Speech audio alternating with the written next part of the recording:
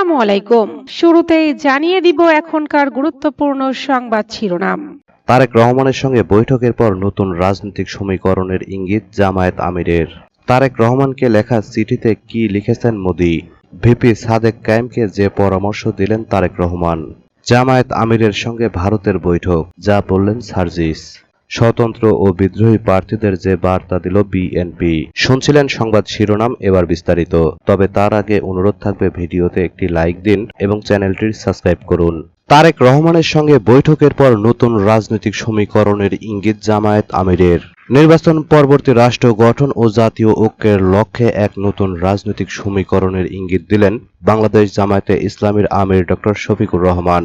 বৃহস্পতিবার বিকালে রাজধানীর গুলশানে বিএনপি চেয়ারপারসনের রাজনৈতিক কার্যালয়ে ভারপ্রাপ্ত চেয়ারম্যান তারেক রহমানের সঙ্গে এক বিশেষ বৈঠকে মিলিত হন তিনি। বৈঠক শেষে সাংবাদিকদের সঙ্গে আলাপকালে তিনি আগামী 5 বছরের জন্য দেশ গঠনে বড় ধরনের ঐক্যের চমকপ্রদ বার্তা দেন। বৈঠকের শুরুতে ডক্টর শফিকুর রহমানের নেতৃত্বে জামায়াতের প্রতিনিধি দলটি সদ্য প্রয়াত সাবেক প্রধানমন্ত্রী বেগম খালেদা জিয়ার শোক বইয়ে স্বাক্ষর করেন এবং তার রুহের মাগফিরাত কামনা করেন। বেগম খালেদা জিয়ার প্রতি শ্রদ্ধা জানিয়ে ডক্টর শফিকুর রহমান বলেন, বেগম জিয়া গণতন্ত্রপূর্ণ প্রতিষ্ঠা ও নাগরিক অধিকার আদায়ের জন্য আজীবন লড়াই করে গেছেন। তিনি ইতিহাসের বিরল সম্মান নিয়ে বিদায় নিয়েছেন, যা তার প্রাপ্য ছিল। আমরাও যদি জাতির জন্য এমন অবদান রাখতে পারি, তবে আমরাও একই সম্মান পাব। খালেদা জিয়ার চিকিৎসায় অবহেলার অভিযোগ এনে তিনি বলেন, তার বিদেশে চিকিৎসার জন্য বারবার আবেদন করা হয়েছিল, কিন্তু যখন অনুমতি দেওয়া হলো ততদিনে তার অপূরণীয় ক্ষতি হয়ে গেছে। আগামীর রাজনীতি নিয়ে জামায়াত আমির বলেন, দেশে একটি সুন্দর গণতান্ত্রিক পরিবেশ ফিরিয়ে আনতে জাতীয় নির্বাচনের পরে এবং সরকার গঠনের আগে আমরা সবাই মিলে একসঙ্গে কাজ করতে পারি কিনা সে বিষয়ে তারেক রহমানের সঙ্গে আলোচনা হয়েছে। নির্বাচনের পর কিন্তু শপথ গ্রহণের আগে আমরা আবার একসঙ্গে বসবো। তিনি আরো বলেন, অতীতে আমরা যেমন রাজপথে একসঙ্গে কাজ করেছি, ভবিষ্যতেও করতে পারি। আগামী 5 বছরের জন্য জাতির জন্য ভালো কিছু করতে আমরা কতটা ঐক্যবদ্ধ হতে পারি তা নিয়ে আমাদের মধ্যে ফলপ্রসূ আলোচনা হয়েছে। নির্বাচন নিয়ে নিজেদের অবস্থানের কথা জানিয়ে ডক্টর শফিকুর রহমান বলেন, আমরা চাই আগামী নির্বাচন যেন সম্পূর্ণ নির্বিঘ্ন ও স্বচ্ছ হয়। একটি সুন্দর গণতান্ত্রিক পরিবেশ ফেরাতে আমরা বদ্ধপরিকর। তারেক রহমানকে লেখা চিঠিতে কি লিখেছেন মোদি? বিএনপির চেয়ারপারসন খালেদা জিয়ার মৃত্যুতে শোক প্রকাশ করে তার ছেলে তারেক রহমানকে চিঠি লিখেছেন ভারতের প্রধানমন্ত্রী নরেন্দ্র মোদি। চিঠিতে তিনি নতুন সূচনার প্রত্যাশার কথাও জানিয়েছেন। মোদি লিখেছেন, খালেদা জিয়ার প্রস্থান অপূরণীয় শূন্যতা সৃষ্টি করলেও তার দৃষ্টিভঙ্গি ও উত্তরাধিকার টিকে থাকবে। তিনি লেখেন, আমি দৃঢ়ভাবে বিশ্বাস করি বাংলাদেশ জাতীয়তাবাদী দলে আপনার দক্ষ নেতৃত্বে খালেদা জিয়ার আদর্শ এগিয়ে নেওয়া হবে এবং ভারত ও বাংলাদেশের গভীর ও ঐতিহাসিক অংশীদারিত্বকে আরও সমৃদ্ধ করতে তা পথ নির্দেশক হিসেবে কাজ করবে, নতুন সূচনা নিশ্চিত করবে। মঙ্গলবার ভোরে হাসপাতালে চিকিৎসাধীন অবস্থায় মারা যান বাংলাদেশের 3 বারের প্রধানমন্ত্রী খালেদা জিয়া। এর পরপরই এক্সে দেওয়া এক পোস্টে শোক প্রকাশ করেছিলেন নরেন্দ্র মোদি। এরপর রবিবার বিএনপির ভারপ্রাপ্ত চেয়ারম্যানকে আনুষ্ঠানিকভাবে একটি চিঠি পাঠান তিনি। এরপর ভারতের পররাষ্ট্রমন্ত্রী এস জয়শঙ্কর ঢাকায় এসে খালেদা জিয়ার প্রতি শ্রদ্ধা জানান এবং ভারত সরকারের শোক বার্তা তারেক রহমানের কাছে হস্তান্তর করেন। বিএনপির ভারপ্রাপ্ত চেয়ারম্যানকে প্রিয় তারেক রহমান সাহেব সম্বোধন করে মোদি চিঠিতে লেখেন, আপনার মা বাংলাদেশের সাবেক প্রধানমন্ত্রী ও বাংলাদেশ জাতীয়তাবাদী দলের চেয়ারপারসন মহামান্য খালেদা জিয়ার প্রয়াণের খবরে আমি গভীরভাবে শোকাহত। এই গভীর ব্যক্তিগত শোকের সময় আমার আন্তরিক সমবেদনা গ্রহণ করুন। তার আত্মা চির শান্তিতে বিশ্রাম নিক, এই কামনা করি। 2015 সালের জুনে ঢাকায় বেগম সাহেবের সঙ্গে সাক্ষাৎ ও আলোচনার কথা স্মরণ করে মোদি লেখেন, তিনি ছিলেন দৃঢ় প্রত্যয়ী ও অটল বিশ্বাসের এক বিরল নেতৃত্ব। বাংলাদেশের প্রথম নারী প্রধানমন্ত্রী হওয়ার গৌরব অর্জন করেছিলেন। বাংলাদেশের উন্নয়নে যেমন তিনি গুরুত্বপূর্ণ অবদান রেখেছেন, তেমনি ভারত বাংলাদেশ সম্পর্ক জোরদার করতেও তার ভূমিকা ছিল উল্লেখযোগ্য। এই শোকের মুহূর্তে বাংলাদেশের জনগণের প্রতিও সহমর্মিতা জানান ভারতের প্রধানমন্ত্রী। তিনি লেখেন, ইতিহাস জুড়ে তারা যে অসাধারণ শক্তি ও মর্যাদাবোধের পরিচয় দিয়েছেন তা স্মরণযোগ্য। আমি নিশ্চিত অভিন্ন মূল্যবোধ, গণতান্ত্রিক ঐতিহ্য এবং গভীর জাতীয় ঐক্যের চেতনা তাদের শান্তি ও সম্প্রীতির পথে এগিয়ে যেতে অব্যাহতভাবে পথ দেখাবে।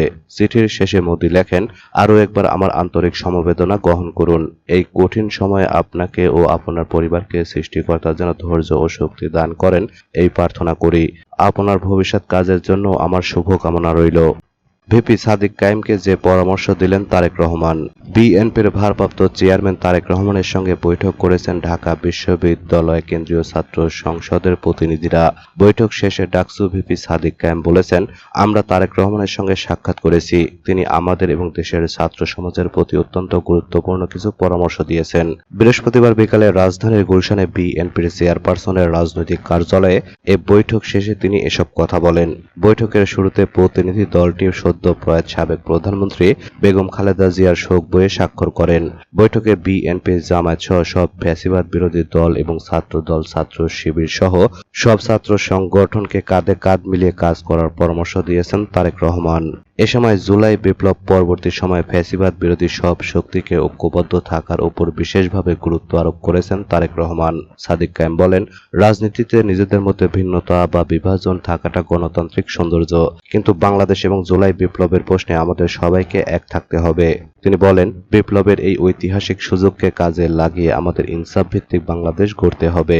অথচ বিপ্লব পরবর্তী সময়ে আমাদের মধ্যে যে বিভাজন তৈরি হয়েছে, সেই সুযোগ নিয়ে দিল্লির তাবেদার ও পতিত ফ্যাসিস্টরা নতুন ষড়যন্ত্র করছে। ডাকসু ভিপি বলেন, শহীদ জিয়া ও বেগম খালেদা জিয়ার আদর্শ অনুযায়ী দেশের মাটি ও মানুষকে ভালোবেসে বাংলাদেশপন্থী রাজনীতি এবং ভারতীয় আধিপত্যবাদের বিরুদ্ধে প্রতিরোধ জারি রাখা হবে আগামীর মূল লক্ষ্য। বিগত 16 বছর তরুণ প্রজন্মের ভোট দিতে না পারার বিষয়টি উল্লেখ করে ডাকসু ভিপি বলেন, একটি অবাধ, সুষ্ঠু ও গ্রহণযোগ্য নির্বাচনের জন্য ছাত্র সমাজকে ঐক্যবদ্ধ ভূমিকা পালন করতে হবে। জামায়াত আমিরের সঙ্গে ভারতের বৈঠক, যা বললেন সার্জিস। দেশের কয়েকটি মিডিয়া হাউস আগেও এভাবে আওয়ামী লীগ এবং শেখ হাসিনাকে নিয়ে সংবাদ পরিবেশন করত। এখন তারা নতুন ঠিকানা খোঁজা শুরু করেছে বলে মন্তব্য করেছেন জাতীয় নাগরিক পার্টির উত্তরাঞ্চলের মুখ্য সংগঠক সার্জিস আলম। বৃহস্পতিবার তার ভেরিফাইড ফেসবুক পোস্টে তিনি এ মন্তব্য করেন। পোস্টে সার্জিস আলম লিখেছেন, জামায়াত আমিরের সঙ্গে ভারতীয় দুই কূটনীতিক বৈঠক করেন এবং সেই তথ্য পাবলিকালি না জানানোর কথা বলেন। জামায়াত আমির প্রতি উত্তরে বলেন, দুই দেশের স্বার্থ সংশ্লিষ্ট বিষয়ে আলোচনা হতেই পারে, এক্ষেত্রে গোপনীয়তার কিছু নেই এবং পরবর্তীতে আলোচনা হলে পাবলিকালি হতে হবে। এই তথ্য জামায়াত আমির নিজেই সংবাদ সংস্থা রয়টার্সকে জানান, তারপর সেটা বাংলাদেশের মিডিয়ায় আসে। তিনি লিখেছেন, অথচ আমাদের দেশের তথাকথিত দলকানা ব্যক্তি গোষ্ঠী দলীয় পারপাস সার্ভ করা কিছু মিডিয়া হাউস শিরোনাম করেছে জামায়াত আমিরের সঙ্গে ভারতের গোপন বৈঠক। সার্জিস লেখেন, এই হলো আমাদের দেশের মিডিয়ার অবস্থা। এমন অনেক মিডিয়া হাউস আগে এভাবে আওয়ামী লীগ এবং শেখ হাসিনাকে সার্ভ করত, এখন আবার উদ্দেশ্য প্রণোদিতভাবে নতুন ঠিকানা খোঁজা শুরু করেছে। স্বতন্ত্র ও বিদ্রোহী প্রার্থীদের যে বার্তা দিল বিএনপি। ত্রয়োদশ জাতীয় সংসদ নির্বাচন সামনে রেখে দলীয় সিদ্ধান্ত অমান্য করে বিএনপির শতাধিক নেতা বিভিন্ন আসনে স্বতন্ত্র প্রার্থী হিসেবে মনোনয়নপত্র জমা দিয়েছেন। বিএনপি ঘোষিত দলীয় ও জোটের প্রার্থীদের বিপরীতে নির্বাচনে নামায় এসব নেতাকে ঘিরে দলটির ভেতরে অস্বস্তি ও উদ্বেগ তৈরি হয়েছে। দলীয় সিদ্ধান্তের বাইরে গিয়ে প্রার্থী হওয়া এসব নেতা ইতিমধ্যে নিজ নিজ এলাকায় জোরালো প্রচারণা শুরু করেছেন। এতে বিএনপির কেন্দ্রীয় নীতি নির্ধারকদের মধ্যে অসন্তোষ দেখা দিয়েছে। দলীয় সূত্র জানায়, সিদ্ধান্ত অমান্যকারীদের বিরুদ্ধে কঠোর সাংগঠনিক ব্যবস্থা নেওয়ার বিষয়ে অনড় অবস্থানে রয়েছে বিএনপি। এরই মধ্যে দলীয় সিদ্ধান্ত উপেক্ষা করে নির্বাচনে অংশ নেওয়া বিএনপির জাতীয় নির্বাহী কমিটির সহ আন্তর্জাতিক বিষয়ক সম্পাদক ব্যারিস্টার রুমিন ফারহানা সহ 9 জন নেতাকে প্রাথমিক সদস্য পদ সহ দলের সব পর্যায়ের পদ থেকে বহিষ্কার করা হয়েছে। মঙ্গলবার বিএনপির সিনিয়র যুগ্ম মহাসচিব রুহুল কবির রিজভীর স্বাক্ষরিত এক বিজ্ঞপ্তিতে এ তথ্য জানানো হয়। দলীয় সিদ্ধান্ত অমান্য করে নির্বাচনী ও সাংগঠনিক কার্যক্রম পরিচালনার অভিযোগে ব্যারিস্টার রুমিন ফারহানা ছাড়াও জাতীয় নির্বাহী কমিটির সদস্য মোহাম্মদ গিয়াসউদ্দিন, মোহাম্মদ শাহ আলম, হাসান মামুন ও আব্দুল খালেককে বহিষ্কার করা হয়েছে।